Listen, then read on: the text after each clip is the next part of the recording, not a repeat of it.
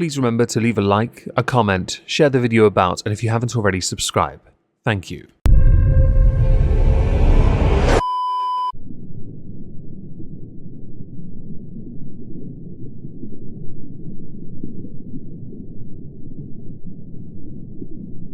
Well, isn't this just fantastic?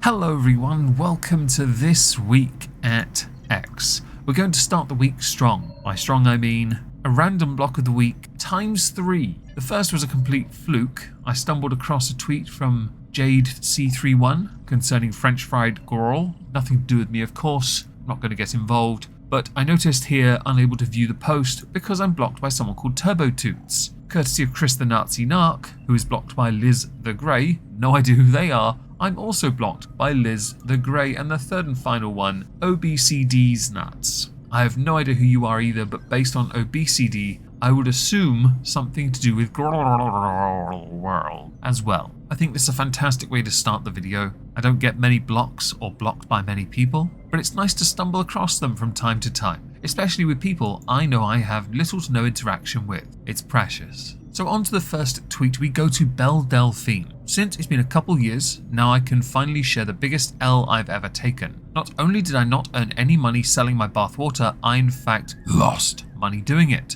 at PayPal. Without any warning, closed my PayPal account and took the $90,000 that I earned from selling my bathwater. There was nothing I could do. I tried phoning them up and they just said, sorry, nothing we can do. I knew it would be better news story to say that I made so much money from selling my bathwater, so I just kept the secret. Ultimately, I'm still glad I did it, since it was a really funny time on the internet when it happened, and I did still mail out the bathwater people bought from me, brackets, which I did all by myself. Well done. So F PayPal, I guess. Included is an image obviously of Belle advertising the bathwater and the transaction details showing negative $90,377.58. That is a sizable hit from PayPal. She also added, I apparently broke one of their terms of service. Each time you break a TOS, you receive a $2,500 penalty. So each payment of bathwater that went through was a break of TOS, which resulted in $2,500 every time without me realizing. They wouldn't tell me which PayPal rule I broke, and they wouldn't give me any more information because of security risk. So I don't know if it's because they don't allow sex workers to use their platform, or if they had a specific issue with me selling bathwater.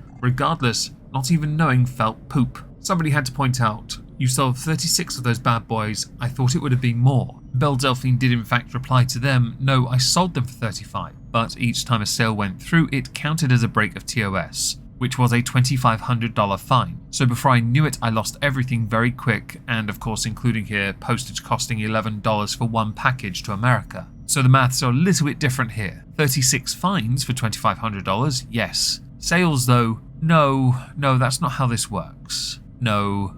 As far as PayPal go, their terms of service are hilarious. They treat their customer base like absolute crap. They do not like adult workers in the slightest. They refuse to work with certain types of banks. They do guilt by association, so if you're involved in anything they consider shady, they will hold you to the mark for it. They're far too involved in your life away from PayPal. As far as I'm concerned, they should just be a transaction platform, nothing more. Others prefer a more direct route. It's why some platforms that offer the ability to stream or create content either do crypto, which involves crypto wallets, or do a direct transfer to your bank account at certain dates of the month. PayPal have a bad reputation for how they treat people like this, and Belle's actually quite right here to mention that it was quite funny at that point, because people were genuinely trying to find a way to cancel her in some way. It didn't work, because the moment she transitioned over to adult work, she made phenomenal amounts of money that she was happy to tell everyone about doing adult work. As of 2024, up to present anyway, there are a number of outlets that indicate her net worth could be anywhere from $2 million up to $10 million.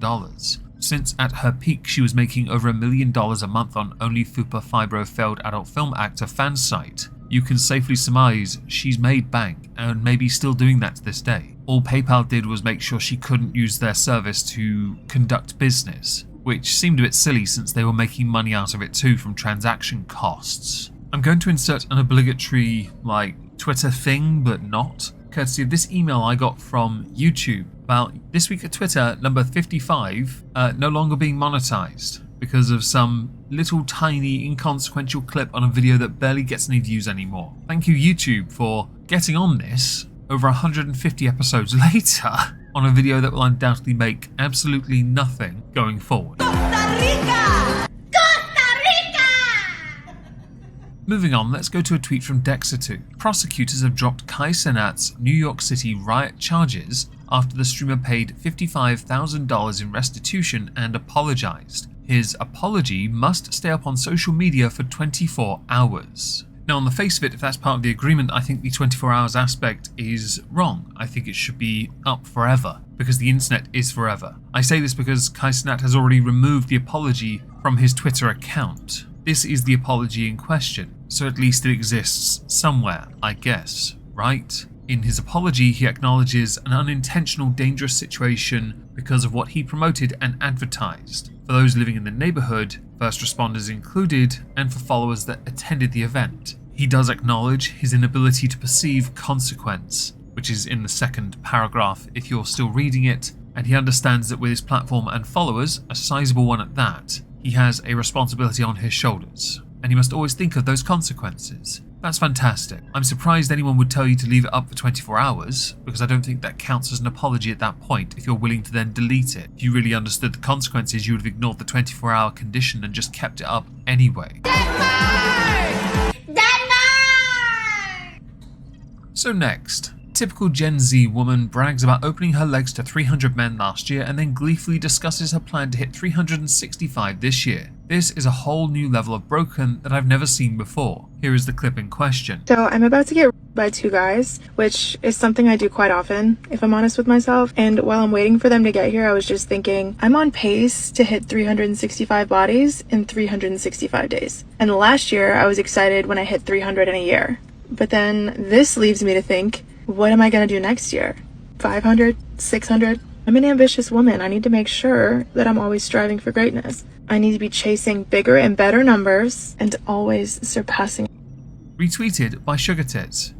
I'm not going to say that. My view is going to be remarkably simple. She sounds like she's from the quaint little country called America, the Democratic Republic that likes to think itself the greatest country in the world. But as we, the outsiders, all know, it is not often the case to consider quality, but instead quantity. It is why much of the food that we have over here that comes from America we consider the lowest quality food, because it serves as the, well, let's say, baseline for where the poor people eat. Although American cuisine is usually a bit too expensive because of import rules and taxes. But still, I wouldn't feed it to a dog. And I don't think this individual in the video has encountered quality to give her that, let's say, epiphany that may well inspire her to consider a different path where she won't one day look back on this video that is now on the internet forever as one of her greatest embarrassments. It's okay though, you may be disappointed in this,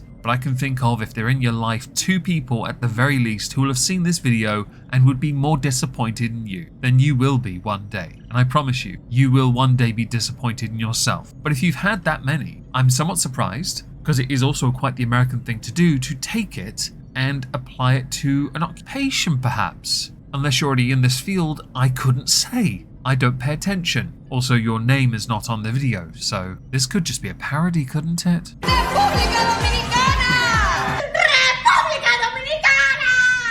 As we mentioned Sugar Tits, maybe we should throw Bearing in here too. First though, 10 News First Melbourne. 2 boys from Yarra Valley Grammar have been expelled for ranking their female classmates in an offensive spreadsheet. A petition signed by over 100 former students is calling to remove 2 more boys who were responsible for the list. I have some complaints and criticisms, of course, aimed at the boys in question, and it is not my place to judge Yarra Valley Grammar School for removing 2 students and potentially 2 more from their ranks. Bearing must have been pretty offensive. The majority of those that comment on this have first highlighted the fact that at other schools, when it came to racial attacks happening at them schools, the schools were silent, but they were on this one, which does lend credence to a belief of the identities of those kind of boys. Other response are clearly someone didn't get the response or the ranking they would have wanted. Of course, we shouldn't be raising children of any kind to be ranking or judging others based on arbitrary factors of attractiveness. although I will admit there is a small amount of me that is chuckling at the idea that someone actually bothered to open a spreadsheet, write down all their names, and then order them like a database. While this is not a tweet necessarily, I'm going to now mention Jack Dorsey. Jack Dorsey has recently left the board of directors for Blue Sky, the competitor for that of Twitter, or X, right? He's recently supported the decision of Elon Musk to emphasize a shift from brand advertising to subscriptions instead. Because of that, you are able to embrace a greater level of freedom of speech on X, okay? That is the belief of Jack Dorsey. This is now where I'm going to insert a tweet from Jack. Don't depend on corporations to grant you rights. Defend them yourself using freedom technology, brackets, you're on one. As others have pointed out, you're a hypocrite. To which Jack has been replying with hugs. Now I know people hold a very poisonous attitude towards Jack Dorsey. That's totally fine. I'm just intrigued by this. His shift, because clearly he's come to the realization that if your platform is beholden to that of the advertisers, you, the platform, are not free. You are controlled. The moment you are controlled, lobbyists can then make demands. Governments can start to make demands. And we've had that with Twitter in countries like Brazil, who are trying to control the nature and narrative of one's ability to speak. Culturally, this might be a thing in Brazil to be able to do that, but it doesn't apply to platforms like Twitter who want to be more open or seem to be more open. It's why the likes of Alex of the Jones, it's why that midget who had his own platform, the America First guy, Nick something, yeah, him, got his platform back as well. People should have their platforms back. Of course they should. And obviously, Musk will continue to promote subscriptions instead of advertisers. The fact that Jack has now come round to this fascinates me, truly fascinates me, because I didn't think we'd ever get to a point where the guy who helped found Twitter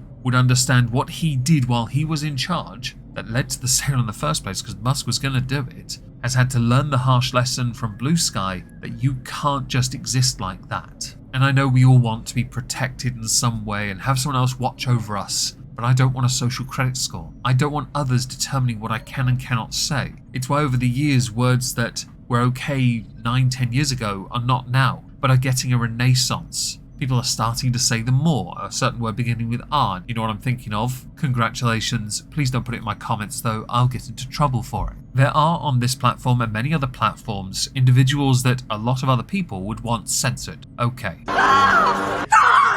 Tesseract. Riley Gaines is a man. Included is a picture of Riley Gaines, I think on holiday, in a swimsuit. Toned, muscular, because former professional athlete of sorts, did a lot of swimming, so understandably muscles are a thing. Not convinced that Riley Gaines is male, it's not my place to judge. Community note, Riley Gaines is a woman, an adult human female. Retweeted twice by Riley Gaines. The first time, Riley Gaines is an athlete who spent 5 to 6 hours a day training so she could be the best she could possibly be, only to have a less than mediocre man come along and steal our titles and trophies and would bet money, brackets whether man or woman, you would pay to be this fit. Later, the community note plus ratio is just too good, seems like majority of people still don't know what a woman is. The ratio is 1.7k comments to 526 likes. The final thing I want to go through is a thread, because I thought this was hilarious. If you hear thudding, my next door neighbour is still having a dormer put into their house. I apologise.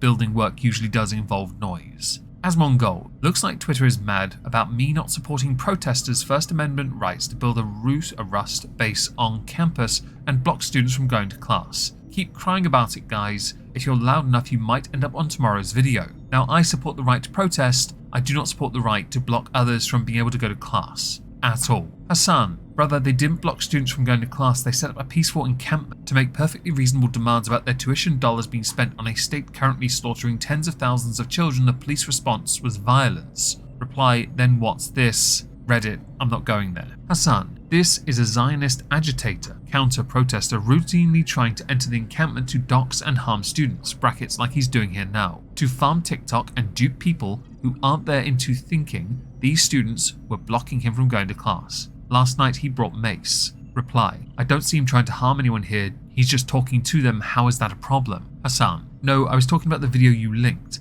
He's been trying to enter the camp to start fights for the past week. He was there the day I was as well. He's an agitator and he's never been restricted from going to class. The vid you linked is cut specifically to evoke your response. Reply, where are the videos of him starting fights then? If I look behind the people blocking him, there aren't any encampments at all either. I'm fine to condemn the guy, but I don't see any evidence of him doing anything wrong right now. Reply, brother, you said students were being blocked from going to class. I told you numerous times they aren't. This one person angled that video to dupe others into thinking that the encampment was blocking him from going to class. He's trying to gain access to the encampment, that's it. Finally, if he's a student and he can't go somewhere in the school because people are blocking him, it's wrong. They have no right or justification to decide who can and can't go somewhere on campus. I don't see how anyone can defend this. Now, I'm gonna point out, I don't like that there has been a number of people who have been turning this into a profit for themselves. The whole situation was a mess and the police getting involved was inevitable. That's why these tweets from May the 2nd,